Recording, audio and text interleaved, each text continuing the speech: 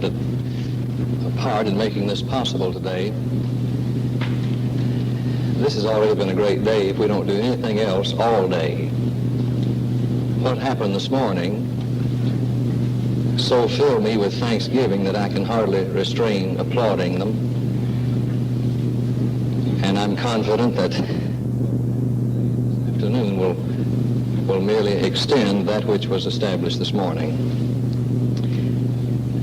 I consider the judgment used by the school in arranging for this today was good judgment in the men they chose for this morning.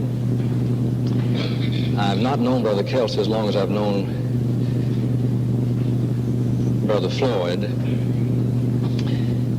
but I knew of him, and what he did this morning is exactly what I knew he would do. I've known Brother Floyd for 25 years. And of the two men that I can recall, there were three really at Lipscomb, that I just loved with an enduring love. One was J. Ridley Stroop, and another was Batsell Barrett Baxter, and another was Harvey Floyd. Harvey was much younger than these other men, but I saw in him something that arrested my attention. And I think of all the young men that I saw, Harvey Floyd manifested the Spirit of Christ then in a way that was so singular and outstanding that it captured my attention and my affection. And he's not lost any of that spirit, but rather gained in it. And so I'm just thankful to be here and to be among these great men. Brother Warren and I will attempt to extend what they did this morning. I think my first impressions of Brother Warren were regarding his well-known sermon, Marriage is for those that love God and each other. And I believe that's the first impression that I ever had of him, and it was one of great respect. Well, I was really cut out to be a debater, but they sewed me up wrong.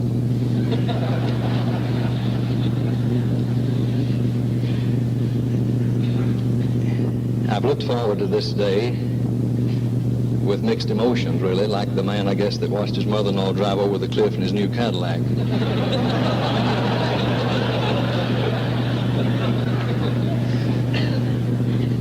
And I kind of do that on purpose to kind of relax and let you relax.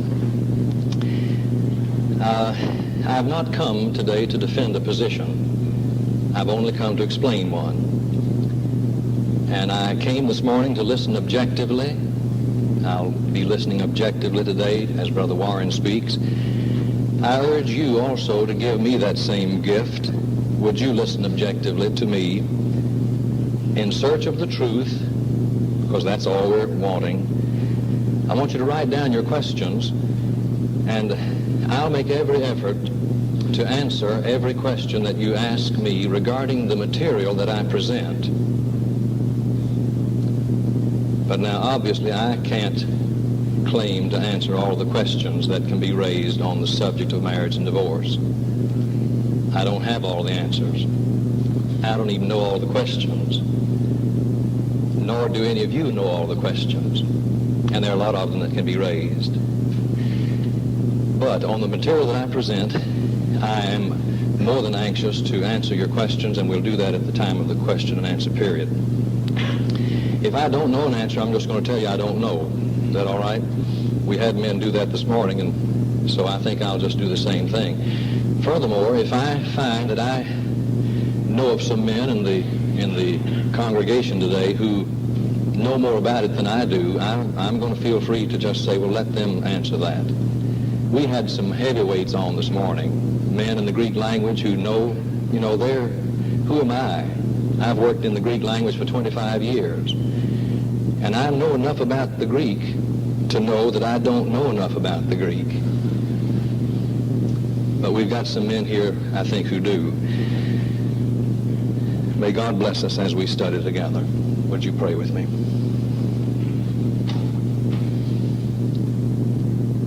Loving Father, we come to you today like children. We're searching for the Spirit of Jesus Christ, your Son. We're searching for his truth on this very important issue. Lord, lead us gently and help us to consider each other better than ourselves. In Jesus' name, amen.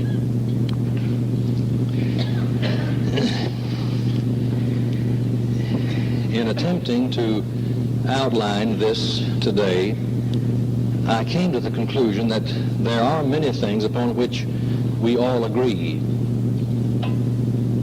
One thing that we are in agreement on is that we're in agreement on the law itself. The law of Christ on marriage and divorce in Matthew the 19th chapter is stated essentially in verse 9, but in its completeness in the discussion, verses 3 through 9. But if you were to paraphrase it, and I would like to read it for you first before we go any further. After they discussed with him and asked him the question, is it lawful to divorce one's wife for any cause? He answered, have you not read that he who made them from the beginning made them male and female, and said, for this reason a man shall leave his father and mother and be joined to his wife, and the two shall become one. So they're no longer two, but one. What therefore God has joined together, let no man put asunder. That's the original divine intent of God. They said to him, why then did Moses command one to give a certificate of divorce and put her away? And he said to them, for the hardness of your heart, Moses allowed you to divorce your wives, but from the beginning it was not so. And I say to you, whoever divorces his wife except for unchastity and marries another commits adultery. Now that's the law stated in its fullest extent. If we were to paraphrase that, it would be this, and we're all in agreement with this, I would suspect 99% of us. One man for one woman for life, with one exception, that being fornication on the part of one of the partners, that makes divorce an option but not mandatory. And I think we're all in agreement on that. So I thought I'd start where all of us are in agreement and then work from there to some things perhaps in which we disagree but can find agreement. There's another area in which we agree. We're most all, though perhaps not totally, in agreement on the application of that law that's to be made to Christians. As far as what we're to preach from pulpits such as this, as far as what we're to teach our young people, I think we're all almost totally in agreement. One man for one woman for life, with just one exception, if that has to be. It's not mandatory, but it's an option. Fornication on the part of one of the partners. I think we're also in agreement on what's to be done when there are flagrant violations by Christians. I think all of us would agree with what I did some months ago when a lady called me from Texas and said, Brother Woodroof, I have a friend. And 10 years ago, this friend, who is a Christian, met a man who is a Christian, and they fell in love. The man was married to a Christian woman, and but he told this young girl that she was what he'd been looking for all of his life. And so he divorced his Christian wife and married this Christian girl. And now it's been 10 years, and they have 3 children by that marriage. What must they do? So I said to her, you're that friend, aren't you? And she just became uncontrollably distraught. She said, yes.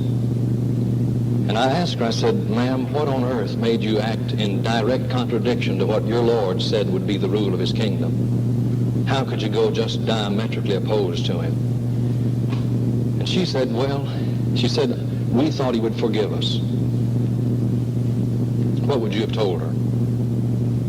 I think I know what 99% of us would have told her. I said, well, if you're expecting me to condone an outright flagrant violation of the law that Christ gave you, and you did it knowingly, being one of his disciples, if you think that I'm going to condone it and say, well, just be sorry for it and stay where you are, I said, you've called the wrong man. I can't do it. I think we're in agreement. There wouldn't be a church in the United States that would be written up for having made that decision. You would have endorsed it at least, or would have allowed them to make that decision. So I think we're in agreement on it. But we're also in agreement another way. We're not in agreement, but we're together. We're together in that we're all forced to make an application to people who are in the world who have violated that law and are wanting to become Christians. We're all together in this because all of us are having to make applications to that condition, that predicament. Now, those of you who are out beating the bushes will know what I mean. Those of you who are out running buses in a bus program to churches, you know what I mean.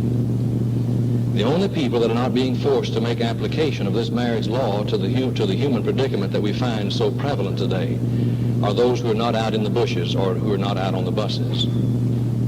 It's not like one brother told me once. He said, where in the world are you coming across all these divorced and remarried people? He said, I don't find all that many coming down the aisle.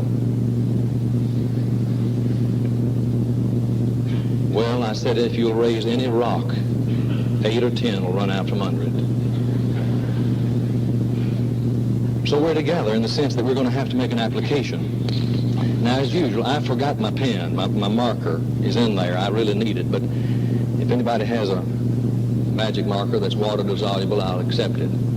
Thank you. It's coming down. The fact that we're going to have to make an application it's too obvious to ignore. Those of you, perhaps, who would advocate separation, thank you. Those of you who would advocate separation, you need to understand that that is an application. Those of you who advocate that those marriages are to abide, you need to understand that that also is an application. But you see in Matthew 19, 3 through 9, Jesus didn't make the applications. He just simply stated the law. It's up to you and me when the human predicament presents itself for us to make an application of that law to the human predicament. Now, there are those who don't like to make that concession to me. They say, no, that's not right. You're making a distinction between the law and the application.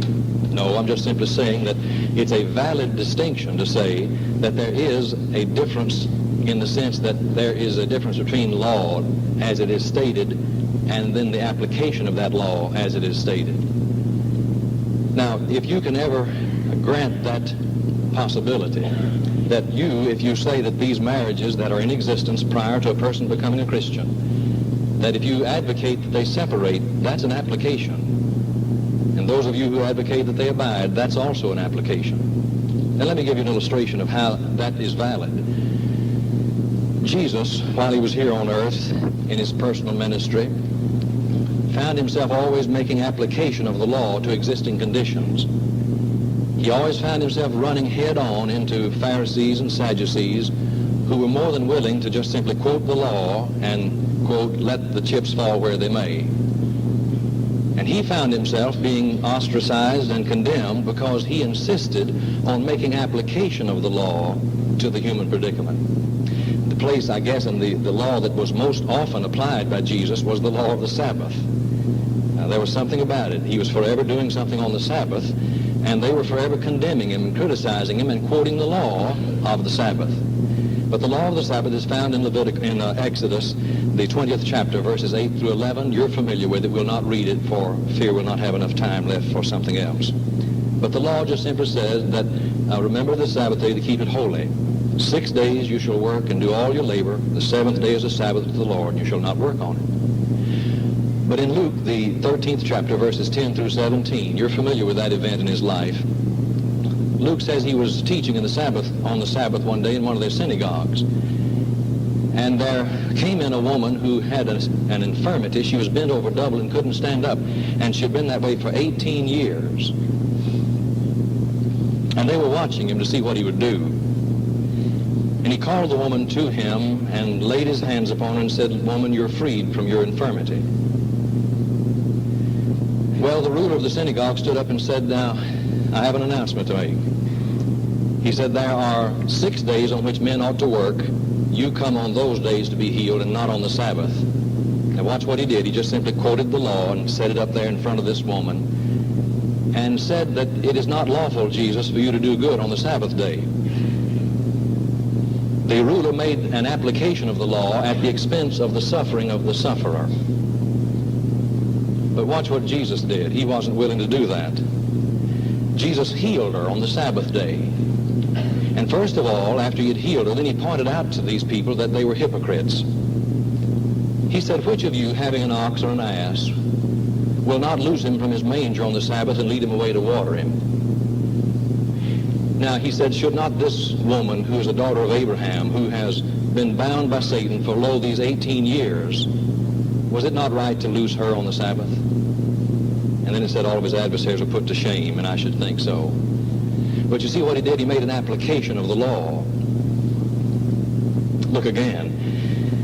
Well, first of all, let me give you one or two more thoughts on that. In Matthew the 12th chapter, verse 12, he makes an interpretation and an application of that principle of the law and makes this statement. He said, "It is lawful, therefore, to do good on the Sabbath." And you see, there's another application. That's an interpretation and an application of the law. That had reference to a man whose hand was withered. Look again in John 7:24. Jesus instructs these people to not judge by appearances. Now, that was after the healing of a man that was lame or crippled for all these years. He had been healed on the Sabbath, and they were uptight over that. And he showed them again how they were inconsistent in condemning him for making a man completely whole on the Sabbath, while they condoned or endorsed the people who circumcised on the Sabbath in order to keep from breaking the law. He said, "Shouldn't a man be made totally whole? Do you condemn me for making a man totally whole, since you on the Sabbath day circumcised to keep from breaking the law?" And then he made this very pointed instruction, as though a judge were instructing a jury. He said, don't make surface judgments. He called it appearances. Don't judge by appearances. Judge with right judgment. Don't make simplistic solutions. And I heard these brethren this morning, and it was so thrilling to hear them say, "Well, I need to hear the case. I need to talk to the people." They were doing what Jesus advised to be done. Don't make simplistic solutions. Don't make judgment by appearances. But there's another case in Matthew the 12th chapter, verses 1 through 8. Here again on the Sabbath day. And it tells of Jesus allowing physical needs of his own disciples to be met on the Sabbath day. The Pharisees were watching, and the disciples were going through the grain field, and they plucked some of the grain and took it, and I guess they rubbed it in their hands, which I'm told was against the law, and they ate it. And then the Pharisees said, "Look, what are they doing, that which is not lawful to do on the Sabbath day? Why are they doing that?" And then Jesus also gave them some instruction about how that they were inconsistent, but we'll not get into that. But he makes two statements. One in Mark the 2nd chapter in verse 27 in the parallel passage, where he makes this observation: the Sabbath was made for man, not man for the Sabbath. And he says to them, "You misunderstand the nature and the purpose of the Sabbath, for one thing. It was the Sabbath that was made for man, not man for the Sabbath." But their way of looking at the law of the Sabbath was that men had been made in order to satisfy the demands of the Sabbath. Jesus said, "Oh, that's not the way it was. The Sabbath was made in order to satisfy the needs of man."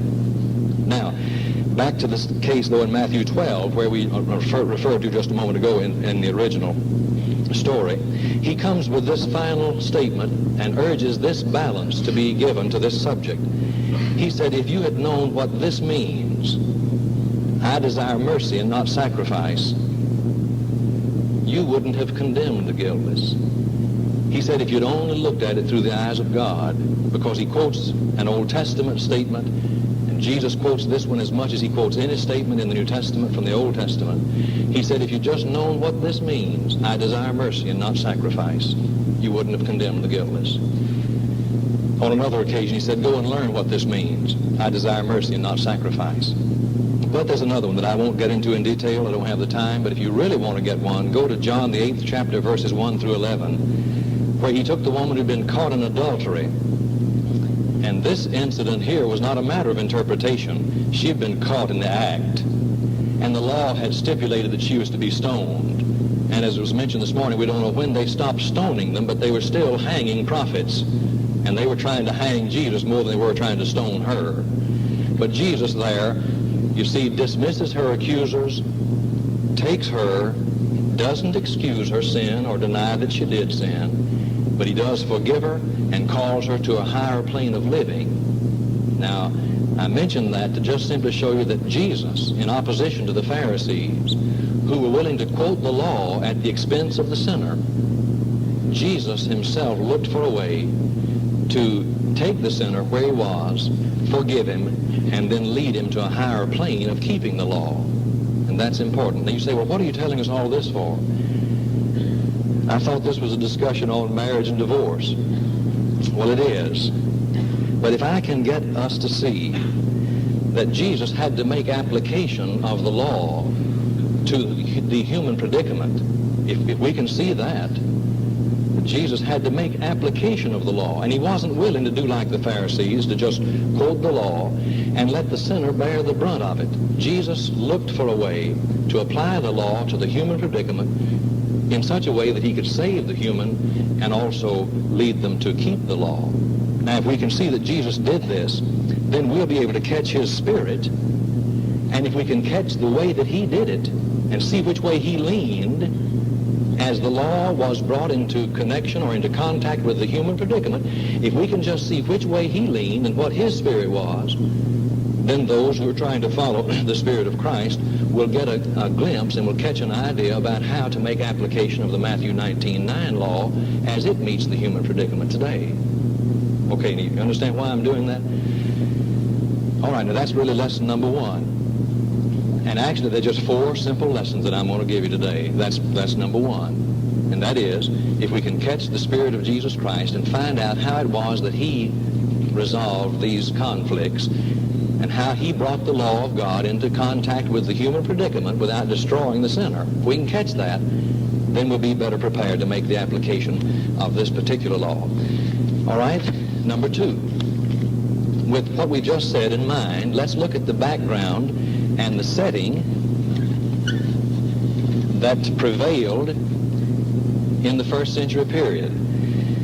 The background and setting of Matthew 19, 1 through 9, or 3 through 9 is what we're looking for. The issue really, as we learned this morning, was the scriptural grounds for divorce and remarriage. Now, the Pharisees in Matthew 19 and 3 try to involve Jesus in the legislation in Deuteronomy 24, 1 through 4. And they want to involve him, you see, in the conflict between Hillel and Shammai. And they've already explained to you what that conflict was. I'll not go into it any further, except to say that the interpretation of Hillel prevailed in the time of Jesus. But they were trying to get him to get involved in this. They were wanting him to get involved in Deuteronomy, the 24th chapter, and that's should be 24, just 1 through 4. They were trying to get him to make an interpretation or to make some kind of a comment upon this. Jesus wouldn't allow them to press him there. He took them back over to Genesis, the 2nd chapter, verses 18 through 25, to the original law. And that was beautifully done this morning. And I didn't realize until I was preparing for this that the original law really didn't make any provision for divorce. All it made provision for was marriage. Jesus made provision later on for divorce for one reason, but they wanted him to get involved in this discussion here. But he wouldn't talk about divorce until he had first talked about marriage. And after he got through talking about marriage and telling them that God made them one man for one woman for life, they then asked him the question, well then, why then did Moses command them to give a writing of divorcement and put her away? What was the purpose, or why did he do it? And Jesus then gives 2 statements that gave them the reason for doing this, and it also gives us an insight into the nature of that Mosaic legislation. First of all, he mentions something that I'm going to mention second, that I'll switch them, but you'll see why. He says, from the beginning it was not so, indicating that Moses had made a change in the law regarding marriage. The second statement that he makes, and he makes it first, he says it was because of the hardness of your heart that Moses allowed this to be done. But from the beginning it wasn't so. So you find Jesus making these two statements, and they are both they indicate the real nature of the law of Moses. First of all, from these two statements, we must conclude that Moses did make a change in the marriage law. There's no question about that. And secondly, we're forced to conclude that Deuteronomy 24, 1 through 4, was not just a concession in the original law, but was a limitation, a restriction, occasioned by prior conditions among the Jews. They were putting off and on wives to the point that it was an absolute scandal. It was a disgrace. It was a corruption of the land. So what I'm saying here is that instead of Moses making just a concession of the original law of marriage and bringing it down to this plane here, that is not really what was done. Moses, Jesus said it was because of the hardness of your hearts that Moses did it. That's the reason for it, which implies that Moses was bringing them up from a pit of practice that was much lower than the one to which he called them. And actually then what he was doing with the Mosaic restriction was placing a restriction on their pre-law practice. They had been living like they had been putting off a wife, and the Deuteronomic legislation just simply says, when you put off a wife and then she marries another and he puts her away, you can't take her back. That's a corruption of the land. You must not do that. And so we find that that's what he was referring to, and that the Mosaic legislation actually was not just a concession of this law, it was a restriction on their previous practice. Now, if you can understand that, and I think I came across a principle that I believe will make us know that that's exactly what he did. The main reason why I know that that's true, other than Jesus saying it was because of the hardness of your hearts that he allowed that, is this second principle, and that is that God, to my knowledge, and you may have more knowledge than I on this, and if you do, I want you to say so, but God, to my knowledge, has never in all the Bible ever made a law that intended to bring men down from a higher law down to a lower one. You understand what I'm saying? God never did make a law that was intended to lower men's morals rather than elevate them. Now, if you know of one, I'm open. But he didn't. Every time God ever made a law, it was to elevate morals rather than to bring them down to a lower plane. So for that reason, and this isn't any particular key realization, except that it opened up a door to me that I saw that rather than God bringing his law down for no reason, it wasn't that. He issued this Mosaic restriction in Deuteronomy 24, 1 through 4 for the purpose of bringing the Jews up. That was the purpose of it. So we must conclude that Deuteronomy 24, 1 through 4 was the first step back up to the original law that God had given over here in the creation to begin with. Now, the Mosaic restriction in Deuteronomy 24 was not the original law of God. Jesus says, no, it wasn't like this from the beginning. It was different. It wasn't the original law, nor was it even Jesus' restatement of the law as he gave it in Matthew 19, 3 through 9. Because there he adds an exception that allows divorce for the cause of fornication. So this restrictive part here of Mosaic legislation was not, it was neither the original law, nor was it the restated law by Jesus. It was actually what you might call a halfway house. The Mosaic legislation provided a halfway house between what the Jews were before the law was given and what he wanted them to be ultimately. And so this provided a halfway house.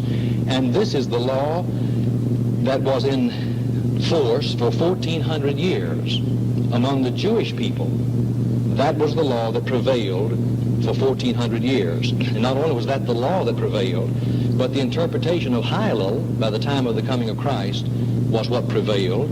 And as was given this morning, this brought about such a tremendous low in their morals, and divorce became just commonplace. Now, you say, well, what does all this mean? Well, it simply shows that the historical condition that prevailed for 1,400 years among the Jews was this.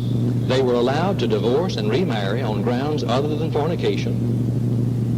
and that this was the law that prevailed at the time of the coming of Christ. You see, the law of Jesus wasn't the law that prevailed at that time.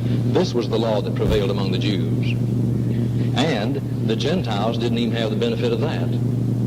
You see, they were still down there living like pigs. And let me see if I can't.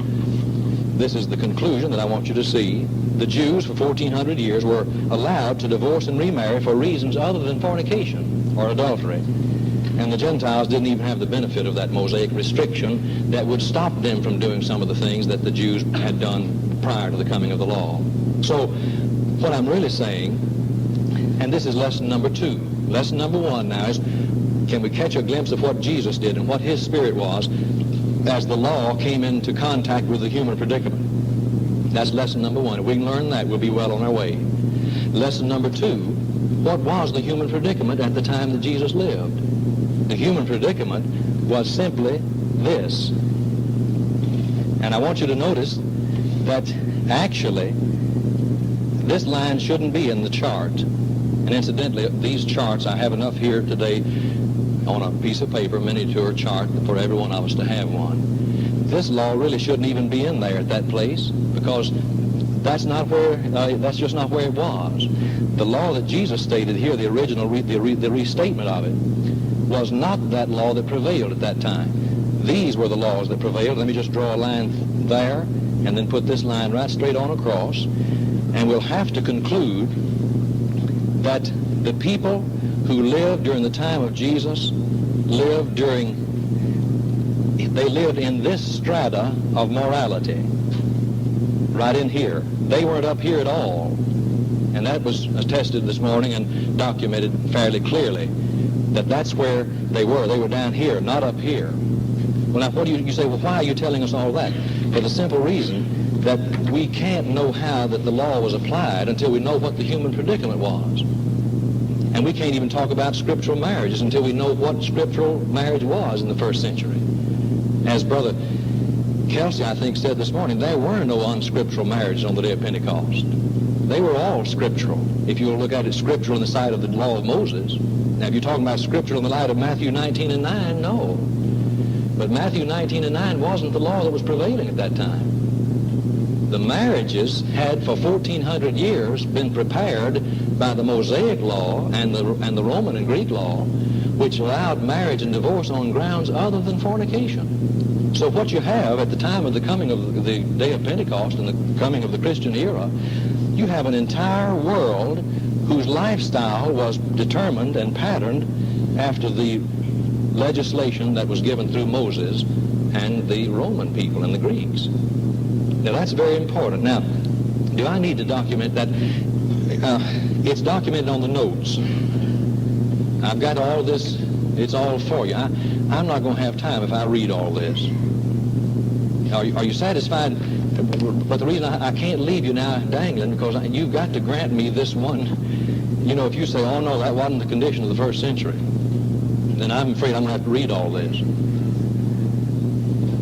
You understand, is this right? Do you understand that this was the condition? It was a terrible mess. And this was stated this morning. But now, I don't want to leave you, because see, if you don't grant this one concession and say, yes, we understand that was the condition. If you don't grant that, I can't go on any further. Are we already pretty well in agreement? Okay, and then if there's any question. All right. All right. That's all right. That's a good question. But as far as the bulk of the whole of the world, see, this is all they had. This is all the law that the remnant had. See, they didn't have any other law either. The remnant had been living under the Mosaic law for say, 1,400 years. Okay, I think probably I'll just let you have this later. I'm going to give it to you after we're dismissed. Well, you can buy it for a quarter. Okay, now, what application? The next question then that comes, we've already seen now that the Spirit of Jesus Christ, if we can catch that, as the law met the human predicament, then if we've seen what the human predicament is, now the question really is, what application of Matthew 19 and 9 did the first century church make to the prevailing condition? What application did the first century church make to that prevailing human predicament? Now, the human predicament we're talking about is this: a world filled with people who had divorced and remarried on grounds other than fornication. And that condition was allowed by both the law of Moses and the civil law of both Greeks and Romans.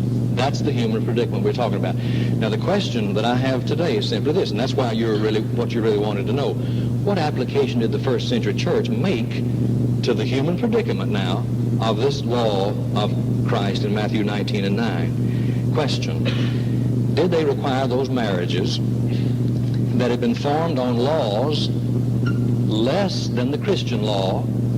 Did they require those marriages to separate or to continue? What application was made? Now, here was the condition down here, as we were noticing, Jew and Gentile. They were brought into contact with the gospel. What at this point here, what application of Matthew 19 and 9 was made to the human predicament as it existed here? And you just might want to look at that as the day of Pentecost right there. What application was made?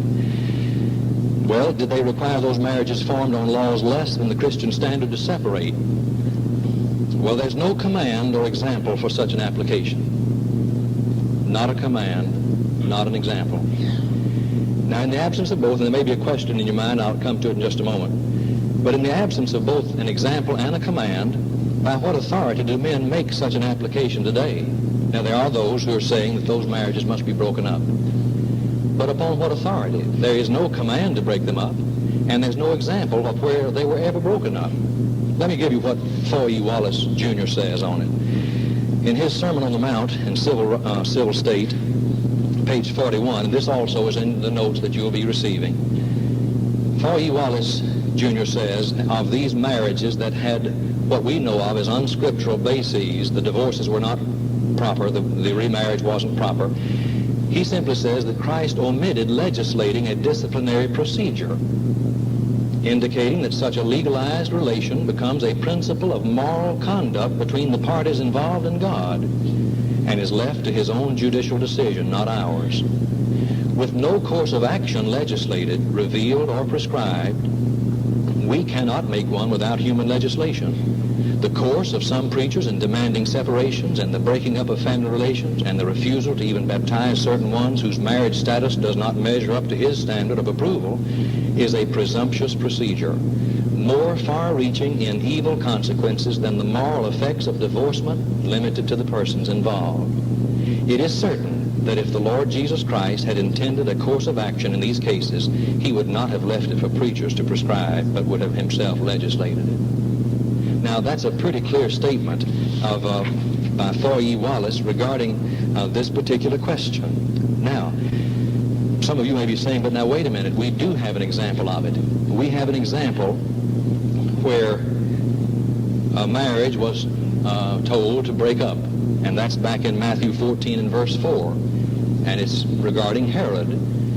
Herod had seized John and bound him and put him in prison for the sake of Herodias, his brother Philip's wife, because John said to him, it is not lawful for you to have her.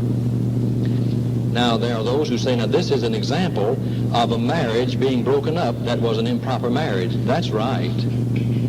But the thing that is often overlooked is that this was an incestuous marriage. You see, Herod had his brother Philip's wife. That's what was wrong with it. For you see, as we've already noticed this morning, and as I've already noticed this afternoon, the law of Moses gave Herod and gave Philip the right to divorce and remarry on grounds other than fornication. But if you look back in Leviticus, the 18th chapter in verse 16, and Leviticus 20 in verse 21, you'll find that the law absolutely forbade any man taking his brother's wife.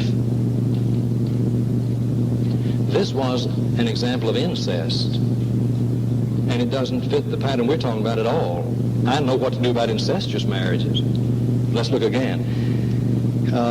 Look at 1 Corinthians, the 5th chapter, verses 1 through 5, and you're familiar with that.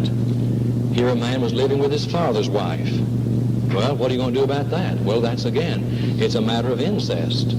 It wasn't a matter of a man being married and divorced and remarried on grounds other than fornication. For you see, the law allowed that. That was a scriptural marriage according to the law. This was an example of incest. A man had his father's wife, and Paul said that at that time even the Gentiles weren't even acting like that.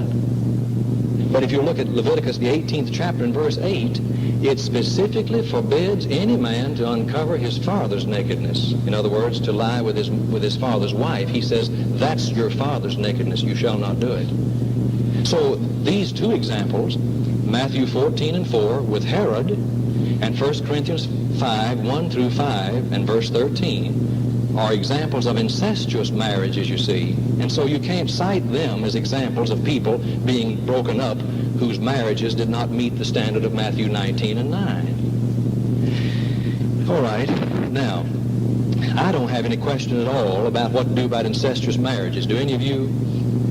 I don't have a question at all. I know what to do about them.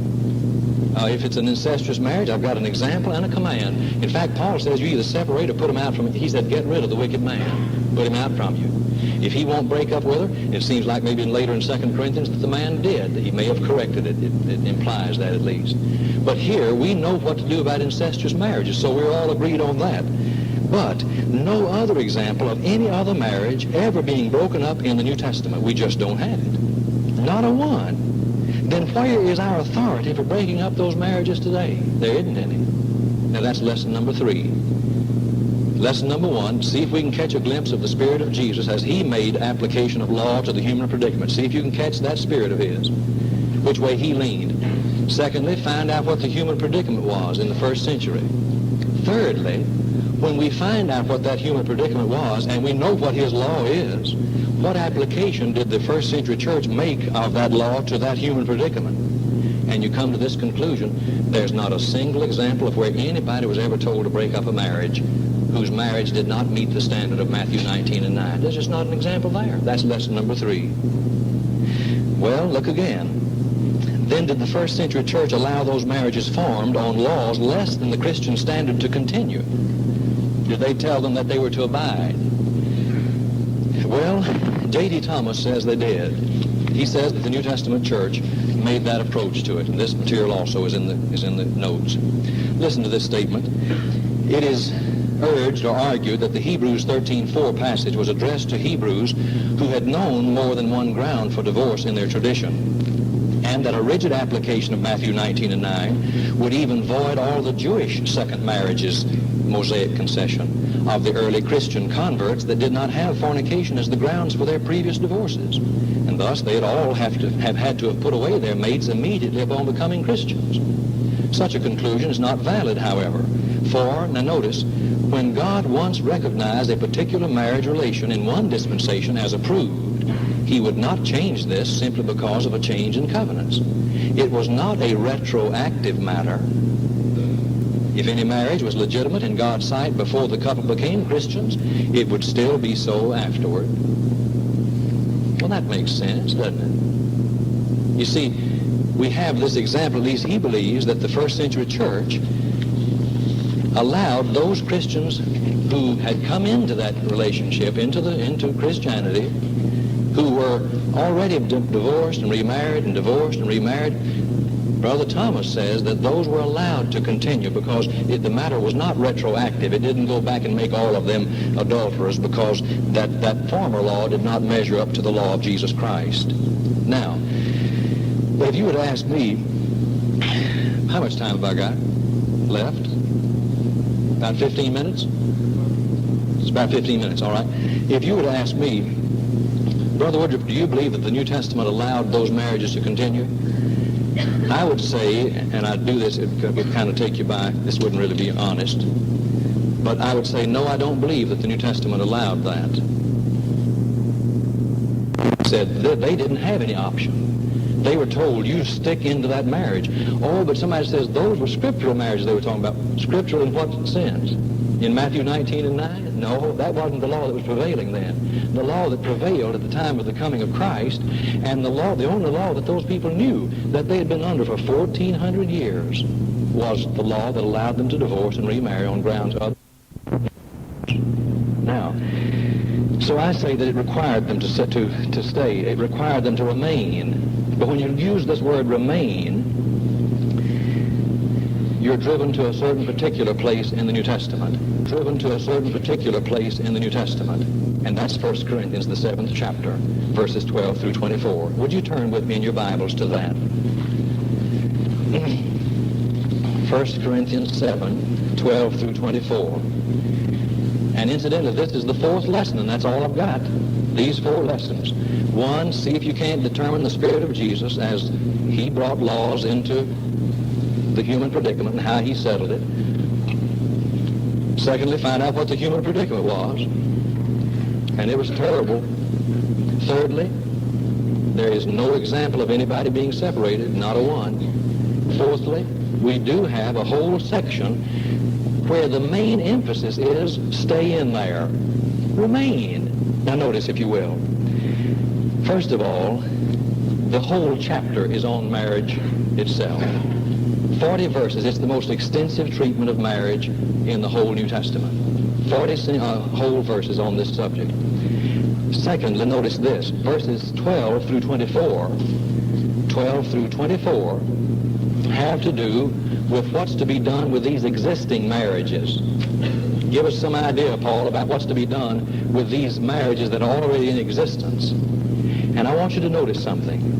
That all of this legislation of 1 Corinthians 7, 12 through 24, all of this specific instruction on marriage, existing marriages, it only goes back to the point of conversion. It only goes back to the point of conversion. It doesn't go back behind there. It talks about the condition at the point of conversion. Now notice, if you will, look at verses 12 and 13.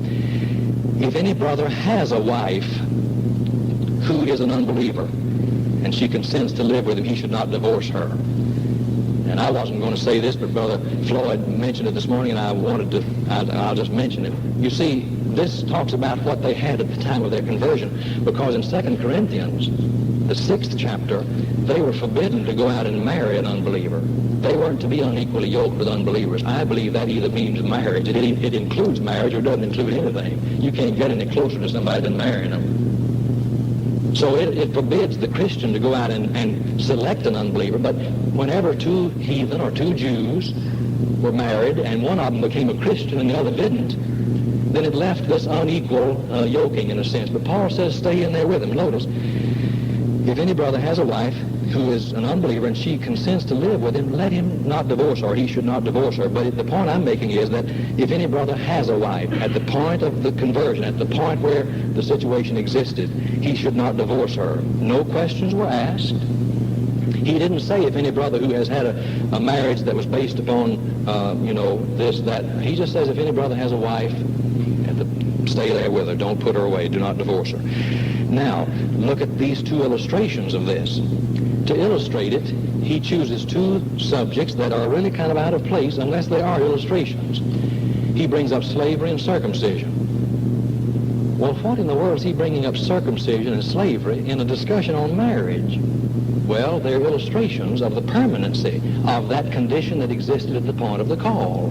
Now notice, if you will, look at verse 17. Only let everyone lead the life which the Lord has assigned to him and in which God has called him. That's injunction number 1. Well, that's injunction number 1. Excuse me, let's go back. Let me get the illustrations first. Look at verse 18. We'll come to that in just a moment. I want you to look at verse 18 first, talking about these 2 illustrations. Verse 18 says, was anyone at the time of his call already circumcised? You see, that's pretty strong language. I'll have to admit that it's not all that strong in the Greek language. It is in a sense, but I went back there thinking, you'd have exclamation points and underlining all this. It doesn't really have all that. They're just some tenses of verbs that are best translated in this very explicit way. Was anyone at the time of his call already circumcised? Then let him not seek to remove the marks of circumcision. But look again. Was anyone at the time of his call uncircumcised? Let him not seek circumcision. Then look at verse 21. Were you a slave when you were called?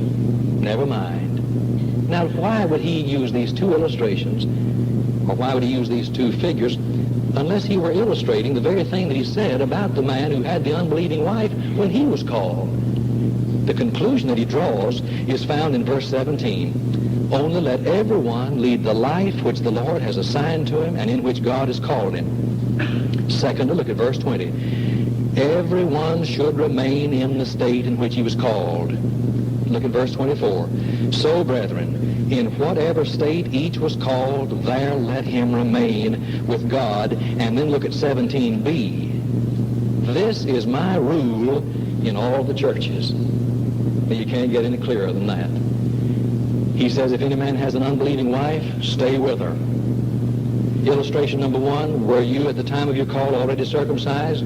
Don't try to become uncircumcised. Were you uncircumcised? Don't try to become whatever. Don't try to become circumcised. And then he says, were you a slave at the time of your call? Don't worry about it. But then he just simply says, bang, bang, bang, live in that life in which God called you. Everyone should remain in the state in which he was called, and then in whatever state he was called there, and let him remain with God. That's principle number 4. Stay in there with it. Now, qualification. This has to do only with those relationships that are honorable. Only those relationships that are legal.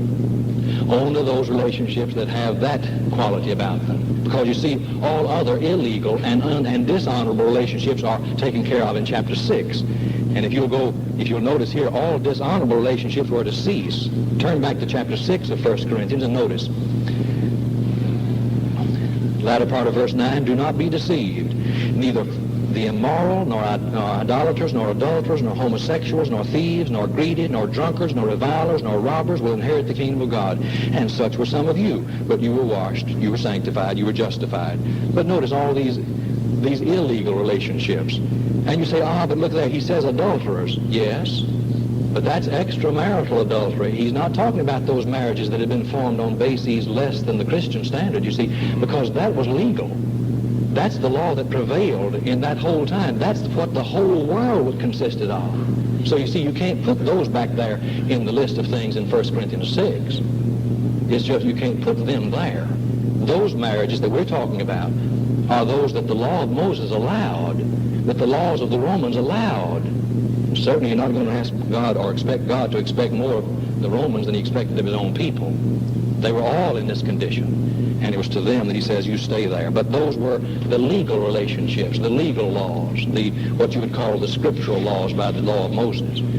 Now, thirdly, there are 3 honorable relationships that are to abide. These are marriage and singleness, circumcision and uncircumcision, and slavery and freedom. These 3 were to abide. But you say, why? Well, first of all, let's notice the marriage and singleness, or the marriage relationship, that talks about the domestic relationship. Circumcision and uncircumcision, that was the ethnic relationship. Slavery and freedom was the social, economic relationship. Well, you say, why did he allow these to abide, just simply stating, let them abide? Why did he not go in there and try to break up all these things? Why did he do that? For this simple reason. These 3 distinctions, if you turn quickly to Galatians, the 3rd chapter, and verse 28, you're going to find there the same 3 distinctions, and wonder why he mentions them again. Well, I'll tell you why in just a moment. In verse 28 of chapter 3, there's neither Jew nor Greek, there's neither slave nor free, there's neither male nor female.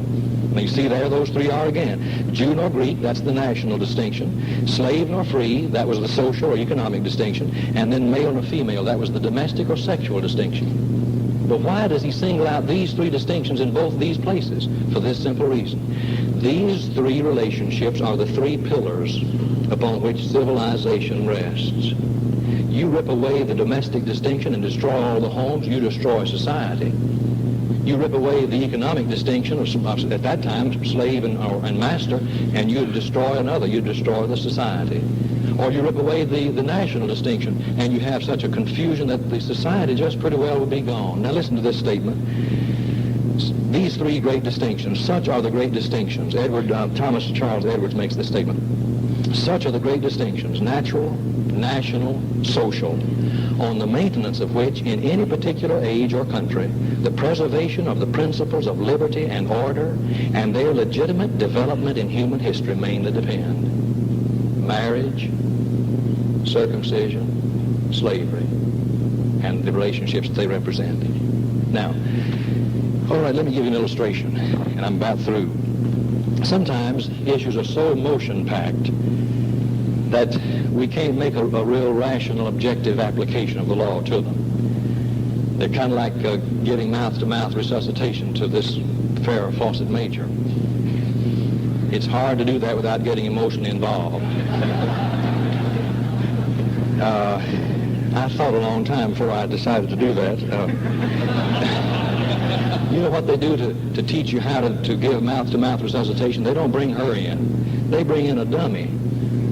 You know, just lying there dead as a coot, lifeless, no color, no nothing. And they let you learn on that. Then when you've got that learned, then you're ready for the real live situation. Now watch. That's what we find in this situation here. We're so keyed up on this thing of divorce and remarriage, we can't make a rational, calm, objective decision about it. But we've got something we can use as a dummy, and that's this matter of slavery.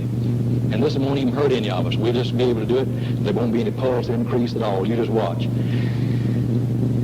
Slavery, as it existed in the first century, was not God's first best plan. You know that. Oh, the abuse was terrible. It provided the utmost in opportunities for sexual license, everything. It was just terrible. That was not God's first best choice. It was not his first best plan. And yet we know that that was precisely the first condition, the condition of the first century situation. That was it. That was the whole scene, the social and economic arrangement of the first century was that. You know what the Christians told people to do who were slaves, who were in that situation? Well, when Onesimus ran away from Philemon, what did Paul do? Paul said, right, get back there and organize an uprising and get those kids out of there, get those slaves out of there. Oh, no, he said, go back in. You stay there. Why?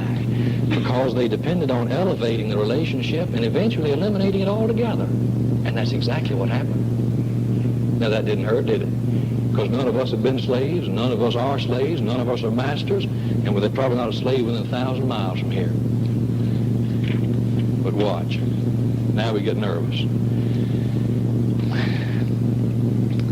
The divorce and remarriage that existed in the first century, that wasn't God's first best plan either. Man, he didn't want that. But we also know history documents it to the hilt. That's precisely what was in existence in the first century. The law of Moses allowed it.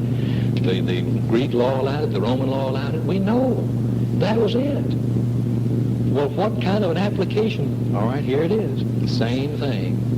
In fact, Paul uses this and the treatment of slaves being sent back into the slavery situation. He uses that as an illustration of how also a second-rate situation was to continue among the marriage situation. This is his illustration. Now, are you going to allow him to use his illustration of how that though slavery wasn't God's first best plan, yet they were to abide in it until they could grow up and lead themselves out of it, sanctify that relationship, make it what it ought to be, and then it would eventually disappear.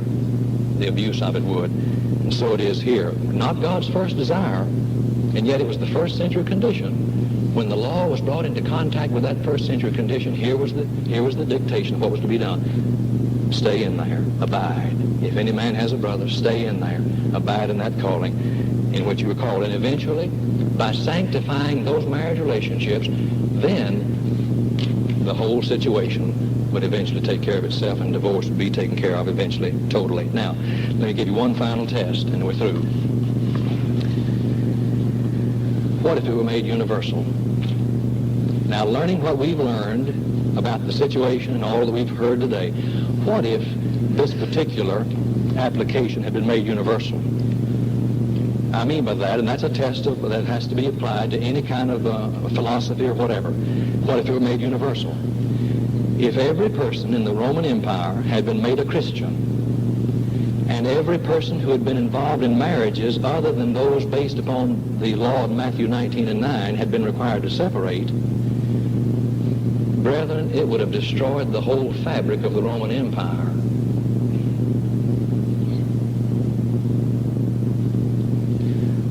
What would happen if the instruction, abide, had been the application of the law?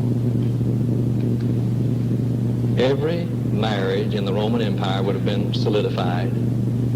It would have been preserved, and divorce would have been eliminated in one fell swoop. Now let me ask you a question. Knowing what you know about the Spirit of Jesus Christ, which of these do you think he would have made?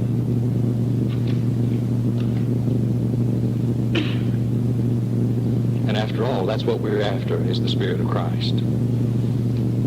I think the most encouraging thing in my search, and I've been searching for this for 20 years. These have been my convictions for 20 years. The most convincing and encouraging thing about this is that this is precisely the application that the Apostle Paul makes of the Spirit of Christ that we so clearly recognize as being that which he manifested while he was here on earth. As he brought the law in contact with the human predicament, he found a way to save the sinner and forgive him and lead him on to a higher life of keeping the law. And that's what I'm saying today. I believe that those who come to Christ, having been divorced and remarried on grounds other than fornication, are taken by Christ and forgiven of it, and then led to a higher plane where you just simply tell them, you don't do that ever again. You stay with her from now on. That's what I believe to be the Christ-like application of Matthew 19:9. Oh boy, this has been a good day already, and I'm so thankful for your attention and for your interest in this matter. Thank you. Thank you for watching this video. If you like this content and if you want to see more of it, please leave a like on the video and be sure to leave a comment underneath telling us what you thought about the video. And please subscribe to our channel for more content like this. Alright, I hope everyone has a great day.